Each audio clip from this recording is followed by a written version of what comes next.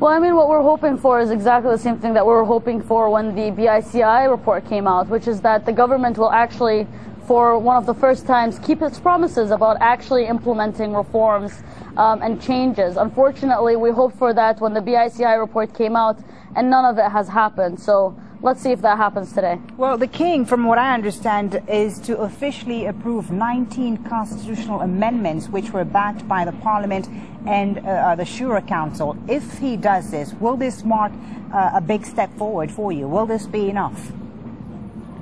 Well, for me personally, as a human rights activist, as long as the human rights violations are still occurring on a daily basis in Bahrain, then superficial amendments to the constitution I don't think will make too much of a difference for people living inside of Bahrain. When you're getting tear gassed in your home on a nightly basis and you can't breathe and you have to put your children in the bathroom to protect them from the tear gas, a change to the constitution I don't think will mean too much to the people in Bahrain. But some could see this as perhaps a step forward because many people say it takes a long time for democracy to be achieved.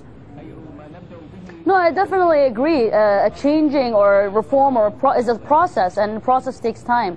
But there are certain violations that don't take time to stop. For example, torturing people doesn't take time to stop. Holding people accountable, or at least starting the process of holding people accountable, does not take time. Telling police officers that if they tear gas people inside their homes, that they will be held accountable, again, does not take time. And these things should have been implemented months ago. And then there is also the case of your father, Maryam Al Khawaja, who, along with 20 others, have been granted a retrial in a civil court. They are accused of plotting to overthrow the government in Bahrain. Is this a victory for you that they are being granted a new trial now? Is this good news or not for you? Well, I don't think many people regard it as good news. First of all, it's not a retrial, it's an appeal, which makes a huge difference. And the second thing is that we're talking about a judiciary system in Bahrain which is not independent nor fair.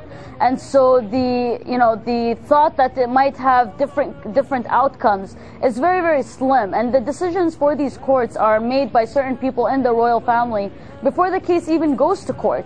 And so we don't have much trust in a judiciary system that's not independent or fair. And the fact of the situation is political prisoners and prisoners of conscience, like my father and the approximately 700 other prisoners in prison today in Bahrain, are people who should be released immediately and sent to rehabilitation, not subjected to further trials despite being severely tortured.